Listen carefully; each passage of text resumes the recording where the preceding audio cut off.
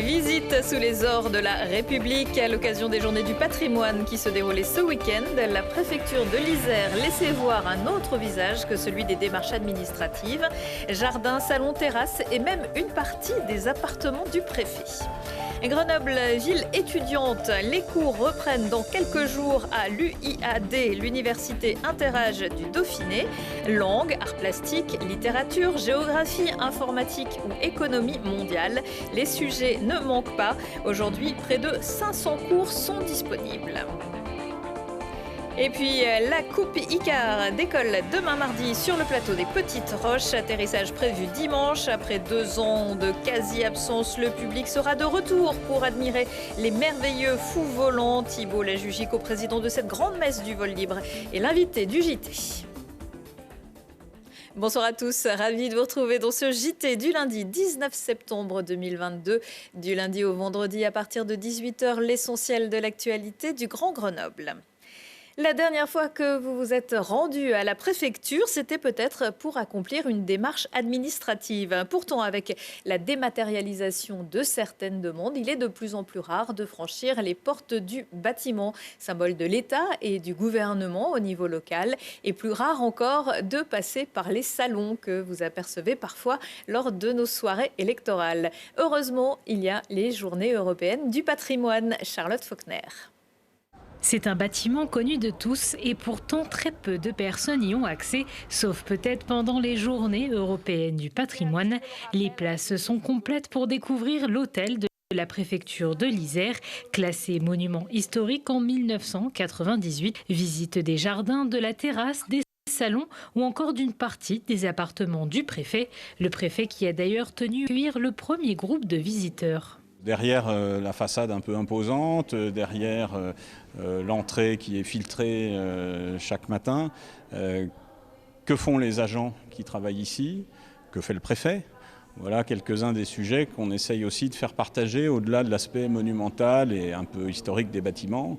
Moi, je souhaite qu'en repartant, nos visiteurs aient bien compris qu'ils ne sont pas ici dans un musée, même s'il y a des jolies choses, même si c'est très impressionnant, mais que ces lieux, ce sont d'abord des lieux de travail, des lieux où des fonctionnaires, tous les jours de l'année, travaillent au service des politiques du gouvernement et au service des habitants de ce département. Construite au 19e siècle entre 1861 et 1866, l'hôtel de la préfecture de l'Isère regorge de pièces historiques à la décoration d'époque.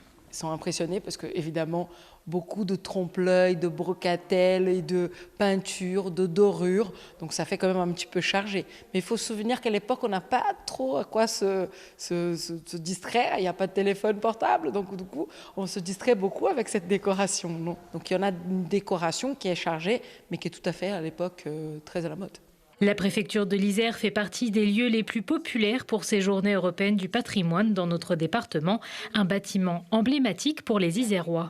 C'est une page de l'histoire de France, tout simplement. Ce qui était fait avant, qui est très beau du coup. C'était très intéressant. On passe très régulièrement devant la préfecture au quotidien. Et c'est vrai que je n'imaginais pas qu'il y avait tout ça à l'intérieur. Et c'est vraiment intéressant de voir aussi le lien avec l'histoire de ce lieu. Au total, près d'1 millier de visiteurs ont fait le déplacement pour ces 2 journées de visite. La découverte à tout âge, c'est aussi le credo de l'UIAD, l'Université Interage du Dauphiné. Ados, salariés ou retraités, tout le monde est le bienvenu à condition d'être disponible en semaine. En dehors des nombreux cours, parmi lesquels une 50aine de nouveautés cette année, l'UIAD propose aussi un programme de conférences de tous les savoirs. Lucille Dailly. Concentrés devant leur écran, ces étudiants surfent sur les nouveaux chemins de la connaissance en étoffant leur maîtrise des technologies modernes, pendant que d'autres élèves travaillent les gestes ancestraux de l'art pictural, confirmant un vieil adage « il n'y a pas d'âge pour apprendre » et en particulier ici à l'Université Interage du Dauphiné, créée pour nourrir toutes les curiosités sans niveau requis. L'Université Interage, c'est un lieu où on en apprend et on peut rencontrer tout type de public.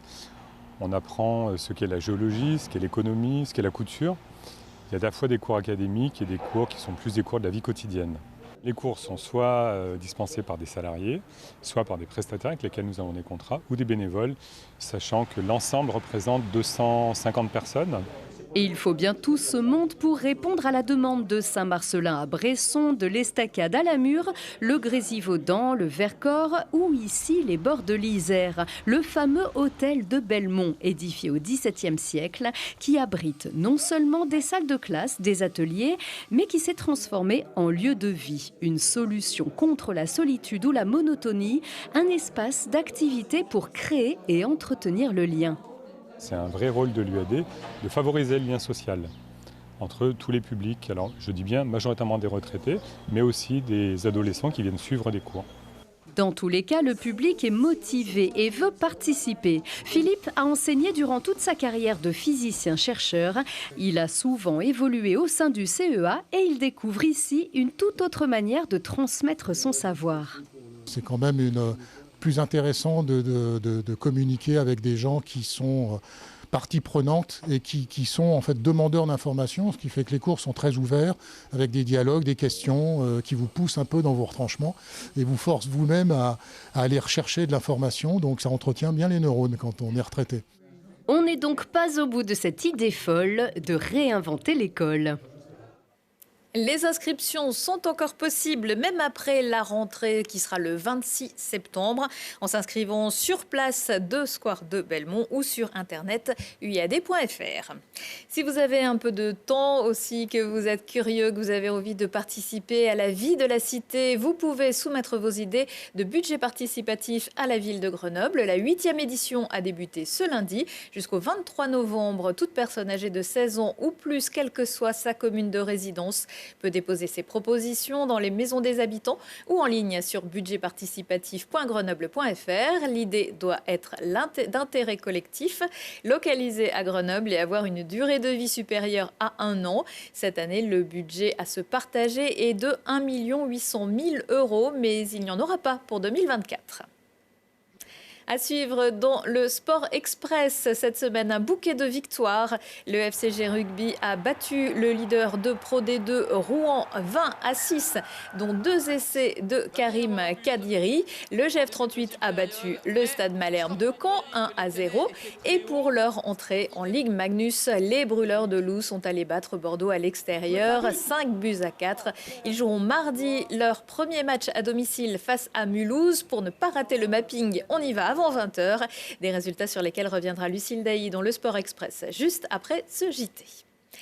Comme si de rien n'était, la Coupe Icare est de retour cette semaine dans le ciel du Grésivaudan et au-delà. Après une pause en 2020 pour cause de Covid, une édition en format allégé en 2021, le grand rendez-vous international du vol libre retrouve Saint-Hilaire-du-Touvet et Limbin du 20 au 25 septembre. La particularité de ce rendez-vous, c'est de mélanger les pros, les amateurs éclairés d'une multitude de disciplines et le grand public, parce que depuis l'Antiquité, ça fait rêver de voler. Avec une nouvelle équipe, Sarah Gilles, Arnaud Cartier-Millon et vous, Thibaut Lajugie, bonsoir. Bonsoir. Alors quand on reprend un monument comme ça, cet événement qui existe depuis 49 ans cette année, quand on reprend la coprésidence d'un événement comme celui-ci, est-ce qu'on se dit qu'on veut tout changer ou est-ce qu'on se dit qu'on ne change pas une formule qui gagne ? Plutôt qu'on ne veut pas changer une formule qui gagne. On s'inscrit dans la continuité de ce qui a été fait par les équipes qui se sont succédées et qui font la magie de la Coupe Icare. Et on veut faire perdurer cette magie pour les années à venir. La magie de la Coupe Icare, on va le voir. Ce sont énormément de disciplines, une quinzaine, je crois. C'est du parapente, du parachutisme, du paramoteur, de l'activité aussi au sol avec du cerf-volant, du boomerang. Donc c'est une quinzaine d'activités qui sont représentées durant ces jours et cette semaine de la Coupe Icare. Et un des temps forts, c'est bien sûr le vol des montgolfières, parce que des parapentes, on a l'habitude, entre guillemets, d'en voir au-dessus de la dent de crawl, des montgolfières beaucoup moins. Effectivement, les matins, à 7h30, les montgolfières s'envolent. Et c'est un spectacle assez magique de voir les montgolfières s'envoler le matin dans la vallée du Grésivaudan. On ne les voit que pendant la Coupe Icare de manière aussi importante. Elles sont des dizaines et c'est toujours un très beau spectacle. Est-ce que le succès de cet événement, cet engouement du public, est-ce qu'on peut dire que ça vient aussi un petit peu de la prise de risque? C'est beau mais c'est chaud et puis on a envie de voir comment ça va se passer. Est-ce qu'il y a un petit côté un peu comme ça? Probablement qu'une part du public vient avec voir le défi de toutes les personnes qui font les démonstrations aériennes. Il ne faut pas oublier que ceux qui font les démonstrations sont les meilleurs mondiaux dans leur discipline et dans leur sport. Ça n'est pas accessible pour tout le monde, mais je pense aussi c'est ce qui fait rêver. On a aussi une partie publique qui vient pour tout ce qui est à côté de l'aérien et qui là est accessible. Toutes les arts de cirque, la déambulation, les spectacles et toutes les activités qui sont moins extrêmes, donc classées dans les sports extrêmes, à la Coupe Icare. Et c'est cette dualité-là qui fait la diversité du public présent. Alors, un des rendez-vous qui a développé donc la présence du grand public, c'est le Festival du film qui fête cette année ses 40 ans et qui ouvre le bal dès ce mardi, qui sera un petit peu le fil rouge de la semaine.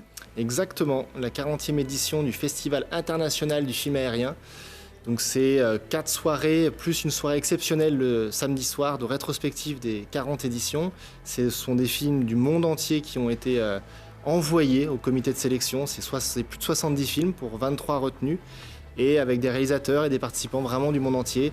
Et on y retrouve des disciplines aériennes, le parapente évidemment, le parachutisme, le wingsuit, mais aussi de la slackline. Et il y a aussi des histoires d'hommes et de femmes dans tous ces films. Le public vient aussi en masse voir le concours de déguisement. Ce sera, je crois, samedi et dimanche matin. C'est vraiment quelque chose qui fait vivre le plateau bien en amont, dans les écoles notamment, les associations. Tout le monde se prépare pour cet événement. C'est la Coupe Icare, oui, c'est l'histoire d'un territoire. C'est tout un plateau et les communes de l'atterrissage, parce que tout ce qui décolle doit bien atterrir. C'est un investissement complet. Et effectivement, les écoles font partie du spectacle. Les enfants du plateau accueillent ceux de la vallée. Ouais, ça fait le lien au fait entre le haut et le bas. Et ce lien et cette recherche de lien, ça fait partie des valeurs de la Coupe Icare, de nourrir ces liens et ce tissu. C'est important pour l'ensemble des personnes qui s'impliquent à l'année pour la Coupe Icare. Alors les petits comme les grands se déguisent, certains prennent même leur envol. C'est toujours très rigolo. Vous, vous avez un souvenir d'un déguisement qui vous a plus marqué qu'un autre ? Par son côté spectaculaire ou artistique? Je pense que j'ai été très marqué par les déguisements de Francis Hellman, qui étaient des déguisements extraordinaires avec... je me souviens particulièrement d'un poisson géant et d'un dragon, assez extraordinaire, puisque j'étais déjà parapentiste quand je les ai vus et sensible à la technique nécessaire pour faire décoller et la créativité du déguisement incroyable. Ouais, c'est marquant.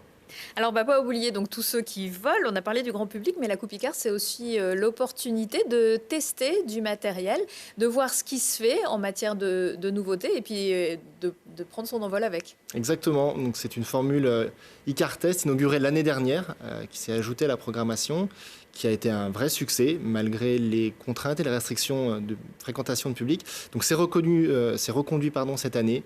C'est vraiment attendu, on a beaucoup de pilotes inscrits, on a une majorité de constructeurs qui jouent vraiment le jeu et c'est une belle opportunité d'ouvrir effectivement cette Coupe Icare dédiée aux pilotes, puisqu'historiquement c'était ça la Coupe Icare, c'était pour les pilotes et voilà, on revient aussi un peu aux sources en gardant le grand public. Comment ça se passe? On fait remplir une petite décharge si on déchire une voile ou on s'assure du bon niveau des pilotes avant ou... C'est toute une organisation, vraiment. C'est une vraie organisation avec une équipe spécifiquement dédiée à l'organisation d'Icare Test. Et donc oui, évidemment, il y a des contraintes. Il y a des contraintes d'un niveau minimum à avoir. Et ce sont les constructeurs eux-mêmes qui confient le matériel et qui connaissent mieux que personne le matériel qu'ils vont confier et qui s'assurent via un entretien avec les pilotes qui viennent qu'il y a compatibilité entre les deux. Et on a en plus une équipe qui est indépendante, qui dépend de la Coupe Icare et qui, elle, s'occupe de la partie météo pour s'assurer que les pilotes qui décollent vont décoller dans des conditions qui leur correspondent. Pour accéder au plateau, on oublie le funiculaire, fortement endommagé par les inondations fin décembre dernier. Il y a des parkings pour les voitures, mais le mieux, c'est quand même de privilégier les navettes. Exactement.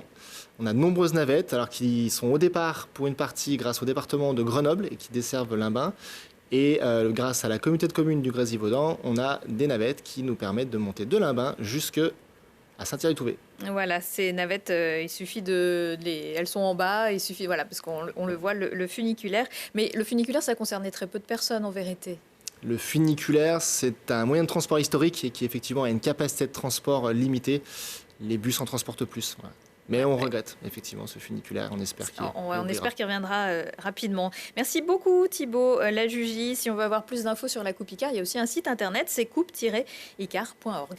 Merci beaucoup et bonne fête du vol libre. Alors, merci. Avant de se quitter, une idée de sortie. Il a un incroyable talent. Il sera mardi soir sur la scène du Grand Angle avant de fêter son 46e anniversaire vendredi.